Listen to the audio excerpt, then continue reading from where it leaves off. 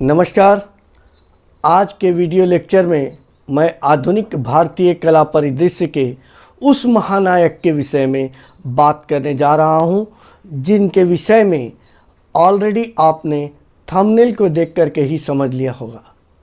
जहां आज का प्रमुख विषय है जामनी राय और उनकी कला। 20वीं शताब्दी की शुरुआत में जिन कलाकारों ने आधुनिक भारतीय चित्रकला का आधार स्थापित किया, उनमें जामनी राय एक प्रमुख कलाकार माने जाते हैं। 11 अप्रैल 1887 में बांकुरा जिले के बेलियातोड़ गांव में एक साधारण परिवार में इनका जन्म हुआ था। जामनी राय 1903 में कलकत्ता आए और 16 वर्ष की अवस्था में गवर्नमेंट स्कूल ऑफ आर्ट में दाखिला लिया। आप जानते ही थे, वहाँ पे प्राचार्य अवनींद्रनाथ टैगोर जी थे। उनकी औपचारिक शिक्षा, कला शिक्षा प्रारंभ जो है पश्चिमी कला शैली से नवस्थापित कला महाविद्यालय में हुआ। पाश्चात्य शैली की चित्रण पद्धति को आत्मसात करने के बाद 34 वर्ष की अवस्था में वे बंगाल की लोक कला एवं कालीघाट चित्र शैली की ओर आकर्षित हुए। आज़ादी से पहले परिवर्तनकालीन भारतीय कला के पुनर्जागरण के क्रम में जिस बंगाल स्कूल का जन्म हुआ, जामनी राय जैसे कलाकारों ने उसे नया स्वरूप दिया।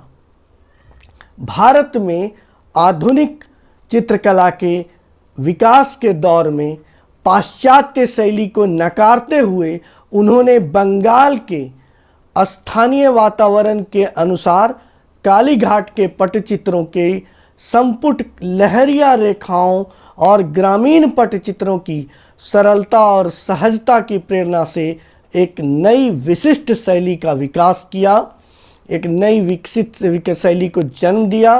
चित्रकारी की ब्रिटिश शैली को छोड़कर उन्होंने कला के एक ऐसे नए रूपों को तलाशा जो दिल को छूते थे। इसके लिए उन्होंने विभिन्न प्रकार के स्रोतों जैसे पूर्व एशियाई लेखन कला शैली, पक्की ईंटों से बने मंदिरों की कला वल्लरियों, लोक कलाओं की वस्तुओं और शिल्प परंपराओं आदि से प्रेरणा ग्रहण किया। आज के कलाकारों की यदि हम बात करते हैं तो वो प्रेरणा ग्रहण की बात ही स्वीकार नहीं करते। सृजन का ये बदला हुआ पक्ष और बदली हुई तकनीक, मतलब सृजन का ये नया पक्ष जिसे आप कह सकते हैं, और बदली हुई तकनीक में उन्होंने कैनवास की जगह मिट्टी या चूने से पुते हुए कपड़े, कागज और लकड़ी की दफ्तियों का प्रयोग आरंभ किया।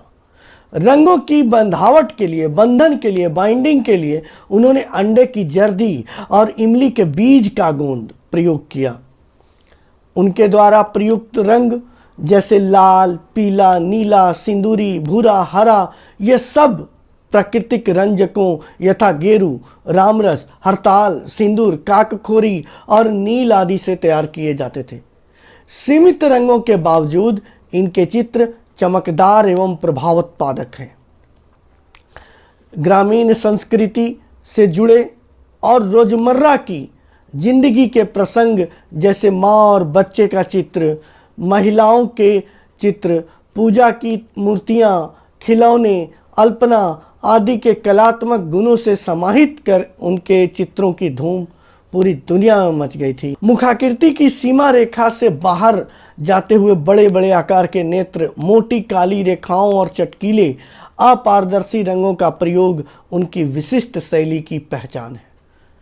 जामनी राय ने स्थानीय लोक कलाओं के विषय वस्तु, माँ बेटा, पशु पक्षी एवं रामायण के दृश्यों और राधा कृष्ण को अपनी कला में प्रमुखता से समावेश किया है। उन्होंने पशुओं को विनोदात्मक तरीके से प्रस्तुत करने के लिए भी प्रयास किया। वे महंगे यूरोपीय रंगों की बजाय खनिज और प्राकृतिक वानस्पतिक रंगों का प्रयोग करना ज़्यादा पसंद करते थे। दिलचस्प बात है कि अपनी लोक शैली की चित्र कलाकृतियों के साथ साथ उन्होंने पोर्ट्रेट और यूरोप के महान कलाकारों के चित्रों के भी बहुत सुंदर अनुकृतियां भी बनाई। बहुत सारे कलाकार अनुकृतियां बनाना पसंद करते हैं। उनके द्वारा यूरोपीय प्रभाववादी अभिव्यंजनावादी पद्धति में बनाई गई हुई महात्मा गांधी के साथ रविंद्रनाथ टैगोर का ये चित्र देख रहे हैं आप, बहुत ही उत्कृष्ट कृति है। यह किसी छाया चित्र का संदर्भ लेकर बनाया गया प्रतीत होता है, क्योंकि ऐसे ही एक चित्र दिल्ली शिल्पी चक्र के संस्थापक और बहुप्रतिभा के धनी चित्रकार कृष्णजी श्यामराव कुलकर्णी, जिसे के.एस. कुलकर्णी के नाम से भी जानते हैं, उन्होंने भी बनाई। लेकिन उनके चित्रों में रैखिक गुणों का समावेश है, लीनियर क्वालिटी है, जबकि जो तस्वीर जामनी राय जी ने बनाई वो आप स्पष्ट देखिए, धब्बे धब्बे रंगों के दिख रहे हैं। ये बिल्कुल प्रभाववादी अभिव्यंजनावादी तरीके से इन्होंने रंगांकन किया। ये अलग बात है कि इन रंगों में उन्होंने टेम्परा रंग का प्रयोग किया है। अब हम आगे बात करते हैं। तो उनका सबसे साहसिक प्रयोग जो है वो है ईसा मसीह के जीवन से जुड़ी हुई कथाओं के चित्रों की श्रृंखला बनाना, जिसमें पीत यीशु येलो क्राइस्ट सबसे विख्यात चित्र माना जाता है। ईसाई पौराणिकता से जुड़ी कथाओं को उन्होंने इस तरह से प्रस्तुत किया कि वह साधारण ग्रामीण परिवेश के व्यक्ति को भी आसानी से समझ में आ जाती थी। उन्होंने भारतीय लाल, पीला, हरा, सिंदूरी, भूरा, नीला और सफ़ेद रंगों का बखूबी इस्तेमाल किया है। उन्होंने अपने चित्रों में चमकदार रंगों को प्रमुखता से प्रयोग किया। उनका स्वाभाविक रंगों से परहेज नहीं था। जो रंग के स्वाभाविक गुण हैं उसको उन्होंने अपने चित्रों में रखा। रंग की चटकता को उन्होंने प्राथमिकता दिया, न कि आप चमकदार रंगों से वार्निश वाला रंग नहीं समझिएगा, है ना। विलासिता व शानो शौकत से दूर वे अपने को जीवन पर्यंत एक कला शिल्पी ही मानते रहे। प्रसिद्धि और लोकप्रियता के बावजूद भी उन्होंने अपने चित्रों को आश्चर्यजनक रूप से बहुत ही सस्ते दाम पर गांव के बाजारों में बेचना स्वीकार किया था। उन्होंने जानबूझकर कठोर और विसंगत रंगों का चुनाव किया अपने चित्रों में। वे एक दूसरे के बराबर में, जैसे लाल के साथ नीला रंग इस प्रकार रखा है कि दर्शक की आंखें रंग के आस्वादन में ही न फंसी रहे, बल्कि वह स्वयं आकृति का निर्विघ्न चिंतन कर सकें। उनके सर्वाधिक सफल चित्र छीन कटी वाली गोपियों की टोलियां हैं, जिनका मूल जो है बेस विष्णुपुर की जोर बांग्ला मंदिर की टेराकोटा टाइलों में है, और दीनहाट की कृष्णमुखी मूर्तियां भी इसकी प्रेरणा की स्रोत रही हैं। उनकी चिर परिचित कला शैली की एक और प्रतिनिधि चित्र है सीता की अग्नि परीक्षा। चटक रंगों और सरल आकृतियों वाले इस चित्र में जामनी बाबू की इस कला का व्यक्तित्व एवं विशेषता बहुत ही बखूबी उभर कर आया है। शैली और रंगों में ही नहीं, इसकी संरचना में भी लोक तत्व स्पष्ट रूप से दिखते हैं। नारी चित्रण में सीमित लोचदार रेखाओं से ममत्व का भाव मुखरित होता है। 1938 में के बाद इनकी कला अनेक क्षेत्रों में प्रवाहित हुई। उन्होंने अनेक प्रयोग किए। चित्रकारी के लिए उन्होंने कभी ईजल का प्रयोग नहीं किया और ना ही पश्चिमी शैली के फर्नीचर की ओर उनका रुझान हुआ। जामनी राय एक ऐसे व्यक्तित्व थे जिन्होंने कैनवास एवं ऑयल पेंटिंग के अलावा कागज और ताल पत्र पर भी बनाए चित्र उन्होंने, और ये चित्र काफ़ी आकर्षक लगते हैं। कोलकाता के डीही से रामपुर गली में उनका एक निजी मकान था और यही उनका एक स्टूडियो हुआ करता था। व्यावसायिक कलाकार के रूप में भी इन्होंने काम किया और विशेष रूप से लिथोग्राफी प्रिंट के लिए इन्होंने बहुत डिजाइन बनाए। यूनेस्को की एक कला प्रदर्शनी में 48 देशों से प्राप्त चित्रों की समीक्षा करते हुए न्यूयॉर्क टाइम्स और लंदन टाइम्स ने जामनी बाबू के चित्रों को पेरिस के प्रभाव से अछूता बताया है, जबकि उस दौर में जितने भी कलाकार काम कर रहे थे पूरे विश्व में, उन सब के ऊपर पाश्चात्य कला आंदोलनों का एक बहुत बड़ा प्रभाव था। जामिनी राय के चित्रों की प्रदर्शनी लंदन में 1946 में आयोजित हुई और 1953 में न्यूयॉर्क सिटी में आयोजित की गई।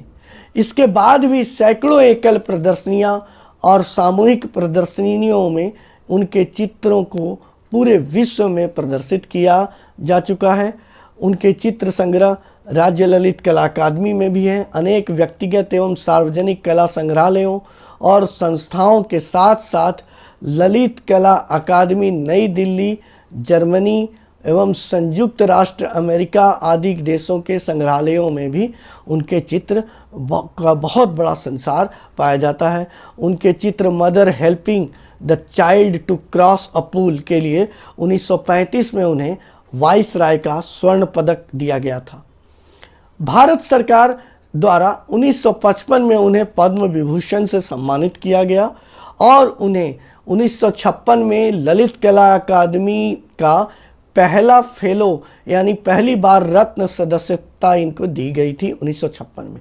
सन 1967 में उन्हें रविंद्र भारती विश्वविद्यालय के द्वारा मानद डीलिट डॉक्टरेट इन लिटरेचर की उपाधि से अलंकृत किया गया और भारतीय पुरातत्व सर्वेक्षण, संस्कृति मंत्रालय और भारत सरकार ने उनकी कृतियों को 1976 में बहुमूल्य घोषित किया, राष्ट्रीय धरोहर घोषित किया और 60 वर्षों की उनकी कला कार्य की जो यात्रा रही है उस अवधि में इन्होंने बहुत मात्रा में चित्र बनाए और कला परंपराओं से अलग अपनी विशिष्ट नई शैली डेवलप की, जिसे आज सभी विद्वान जन जामिनी राय शैली के नाम से स्वीकार करते हैं।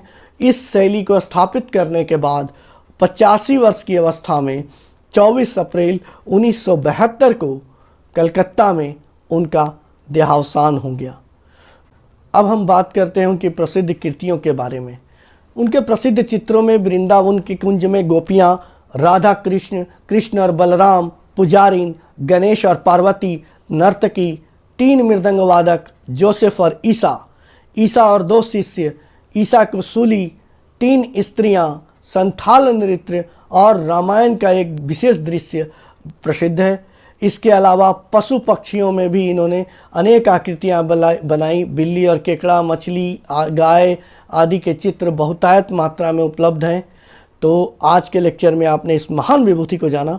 मिलते हैं अब दूसरे लेक्चर में।